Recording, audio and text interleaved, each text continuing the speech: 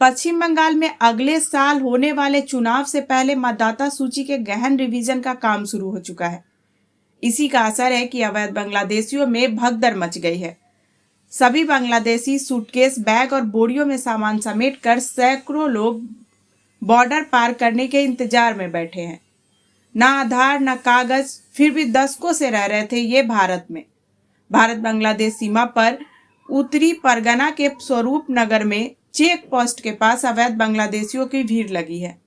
इनमें से कई लोग 5 साल तो कई लोग 10 साल से भारत में रह रहे थे। कई तो ऐसे भी हैं जिनके बचपन में ही भारत में आने की बात कही जा रही है और इनके पास ना आधार कार्ड है, ना ही वैलिड भारतीय दस्तावेज है। फिर भी ये अवैध बांग्लादेशी बेखौफ होकर अब तक हिंदुस्तान में रह रहे थे। 20 साल पहले एक परिवार के साथ एक बच्चा आया था और वो यहीं बस गया।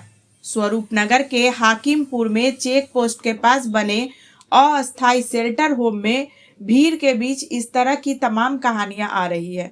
जगह जगह से आए लोग किसी भी तरह चेक पोस्ट पार करके बांग्लादेश में अपने घर पहुंचने की फिराक में हैं। वहीं अगर हम हानियों पे नजर रखें तो ऐसे अवैध रूप से आने वाले की पहचान, पृष्ठभूमि व उद्देश्य पता करना मुश्किल हो जाता है। कुछ मामलों में कट्टरपंथी संगठनों द्वारा घुसपैठ की आशंका भी बढ़ती है। तो अवैध प्रवासियों से स्थानीय आबादी की जनसंख्या संरचना बदलती है। इससे सामाजिक व राजनीतिक तनाव पैदा हो सकते हैं, जैसे असम आंदोलन और एनआरसी विवाद में देखा गया है।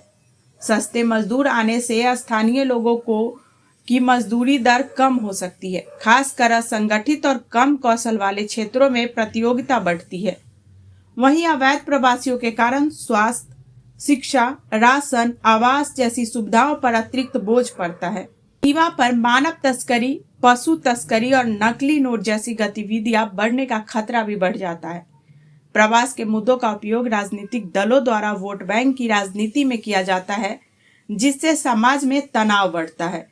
अगर हम इन सब को देखें तो यह निष्कर्ष निकलता है कि अगर वैध प्रवासी भारत में रहते हैं तो भारत के लिए आर्थिक और सांस्कृतिक रूप से लाभकारी हो सकता है, लेकिन अगर अवैध प्रवासी रहते हैं तो सुरक्षा, रोजगार, संसाधन और सामाजिक संतुलन पर निगेटिव इफेक्ट यानी नकारात्मक प्रभाव डालते हैं। आप इसके बारे में क्या कहना चाहते हैं, हमें कमेंट बॉक्स में जरूर बताइएगा। हमें आपके कमेंट का इंतजार रहेगा। हम मिलते हैं अगली वीडियो में कुछ ऐसे इंटरेस्टिंग टॉपिक के साथ। तब तक धन्यवाद।